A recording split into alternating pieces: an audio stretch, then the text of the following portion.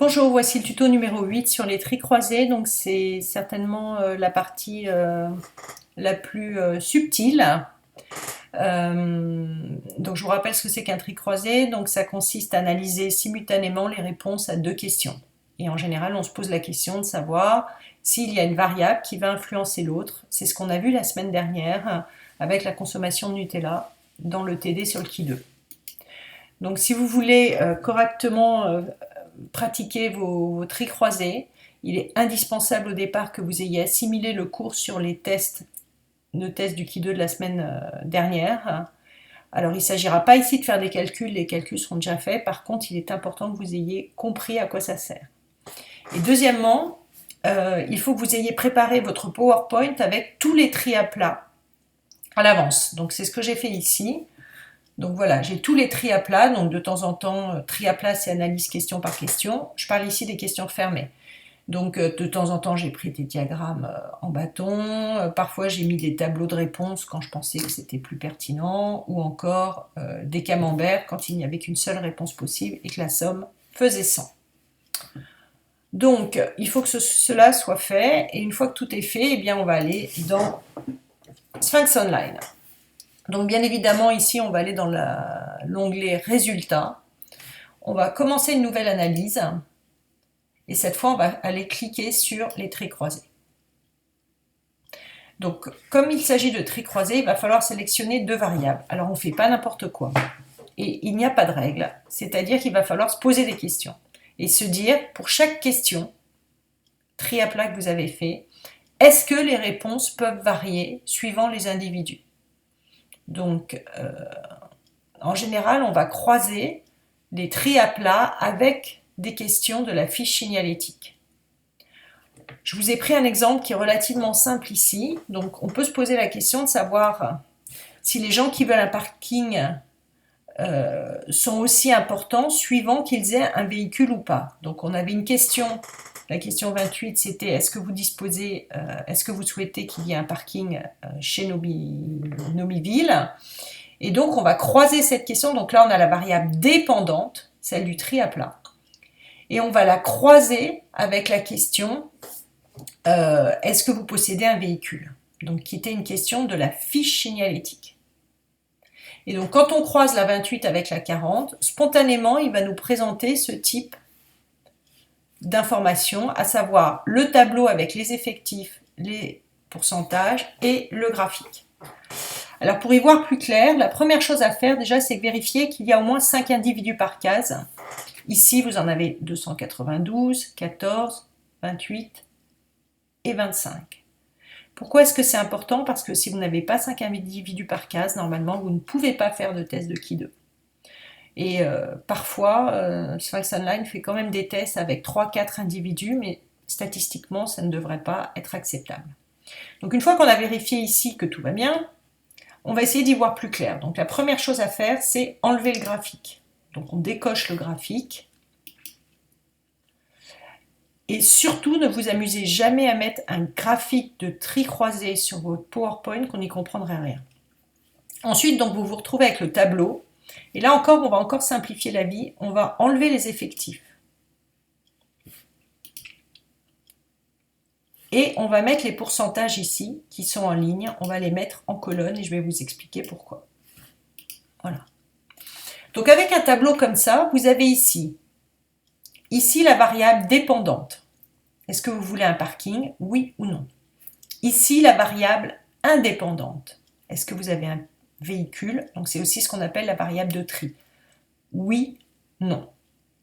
Si on regarde l'ensemble de l'échantillon, il y a 89,1% des gens qui veulent un parking et 10,9% qui ne veulent pas. C'est ce que j'ai présenté dans mon PowerPoint ici. Donc ici, j'ai le tableau avec l'ensemble des réponses au parking. Et donc, quand on fait un tri comme ça, on s'aperçoit qu'a priori, ceux qui ont un véhicule, ils ont l'air d'être plus nombreux à dire oui que les autres. C'est-à-dire que si on prend que ceux qui ont un véhicule il y en a 95% qui disent oui, je veux un parking, et ceux qui n'ont pas de véhicule, ils sont beaucoup mieux répartis. On n'a que 52,8%. Mais néanmoins, on ne peut rien en déduire si on n'a pas fait le test statistique. Donc ici, on va aller cocher dans Analyse, on va aller cocher le test statistique. Et il s'agit bien évidemment du test du Qui2, et on va appliquer. Et c'est là où ça devient intéressant. Donc déjà, quand vous avez du bleu et du rouge comme ça, c'est qu'en général, le test est significatif. TS, ça veut dire très significatif. Ici, vous avez le calcul du Qui2, il est de 84,64, peu importe le chiffre. Ici, vous avez le nombre de degrés de liberté. On a déjà vu ça la semaine dernière. Ce qui est surtout intéressant ici, c'est la probabilité d'erreur. Et on voit qu'elle est inférieure à 0,01. Alors que nous, la semaine dernière, on a dit que déjà même 0,05, c'était bon. Donc 0,01, ça veut dire 1% d'erreur, ça veut dire un seuil de confiance de 99%. Donc c'est très très bon. Et donc ici, il y a bien une différence significative. Ça veut dire que les gens qui ont un véhicule sont plus enclins, ont plus envie d'avoir un parking que les autres. Alors comment est-ce qu'on présente ça après dans les résultats ? Eh bien, on va aller prendre un chiffre, donc ça c'est le chiffre de la totalité de l'échantillon, donc c'est le tri à plat. Et on va le comparer à un chiffre du sous-échantillon. Donc chez ceux qui ont un véhicule, il y en a 95,4% qui disent oui, je veux un parking. Donc on va prendre ce chiffre et on va aller le mettre à côté. Donc 89,1%, ça c'est le tri à plat.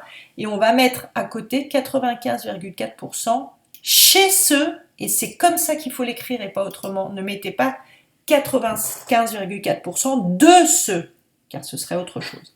Chez ceux qui possèdent une voiture. Ça vous permet ainsi de faire ressortir la surreprésentation de ceux qui possèdent une voiture et qui veulent un parking. Et puis après, on va écrire comme d'habitude un petit commentaire. Donc voilà. Donc on va mettre que 89,1% des répondants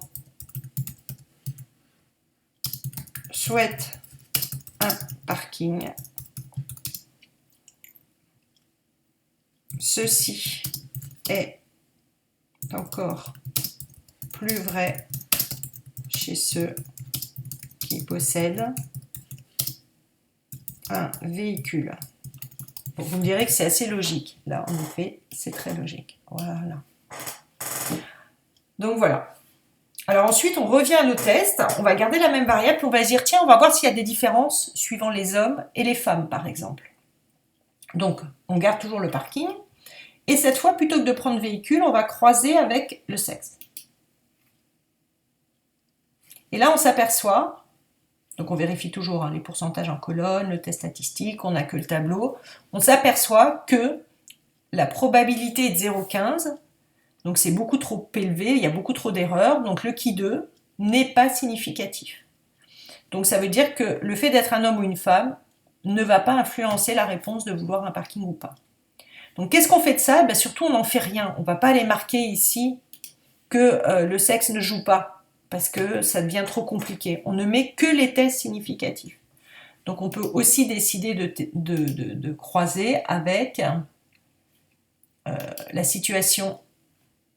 Est-ce qu'on est étudiant? Est-ce qu'on est actif? Est-ce qu'on est retraité ou sans activité? Donc on vérifie quand même avec les effectifs, déjà qu'on puisse faire le test du Qui2. Donc déjà là il y a un problème, on n'a qu'un effectif. Donc c'est pas assez de 2. Donc déjà le Qui2 ici n'aurait pas beaucoup de sens. Mais en plus on vous dit que c'est pas significatif. Donc vous pouvez croiser comme ça les réponses à plusieurs questions. Et alors quand vous présentez les résultats, donc vous mettez à côté un seul chiffre. Inutile de mettre aussi celui pour les noms. Si celui-là est surreprésentatif, ça suffit. Et imaginons que vous avez un deuxième test qui est positif. Donc je vous montre avec un exemple de l'an dernier ici. Donc la question c'était qu'est-ce que vous pratiquez au moins une fois par semaine, donc soit du sport, soit des pratiques artistiques, soit des pratiques pédagogiques, soit rien du tout. Donc là on avait le tri à plat et on s'apercevait qu'il y avait une différence suivant les hommes et les femmes. Donc ici on fait apparaître les chiffres du tri croisé, les hommes disent qu'ils sont plus enclins à faire du sport que les femmes, Et puis on avait fait un deuxième tri croisé en fonction de la situation, on s'était aperçu que chez les actifs, eh bien ils sont plus nombreux à ne rien faire, certainement à cause du manque de temps. Donc là aussi, on a fait apparaître le deuxième tri croisé sur la même diapositive. Donc surtout, on n'en a pas fait un autre. Donc ici, on a un autre exemple.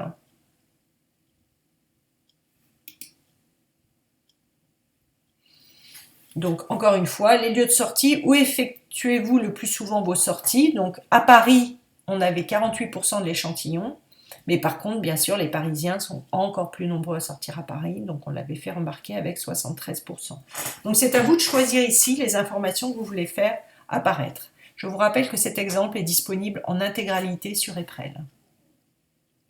Donc ce que je vous ai fait, c'est que je vous ai fait un petit récapitulatif ici. Donc à chaque fois que vous faites un tri croisé sur Sphinx Online, premièrement, vous vérifiez ici qu'il y a bien au moins 5 individus par case, en regardant les effectifs. Une fois que vous avez fait ça et que vous apercevez que ça marche bien, vous décochez les effectifs, vous cochez le test statistique du Qui2 et vous mettez les pourcentages en colonne. Donc ça, c'est très important. Ensuite, vous regardez les résultats, vous vérifiez bien que les 100% soient en bas et vous vérifiez la significativité du test du Qui2. Donc si la probabilité d'erreur est inférieure à 0,01, c'est très très bien. Si elle est inférieure à 0,05, c'est aussi bien. En revanche, si c'est supérieur, le test n'est pas significatif et donc ça veut dire que la relation dont vous avez fait l'hypothèse ne fonctionne pas. Donc voilà pour les tri croisés.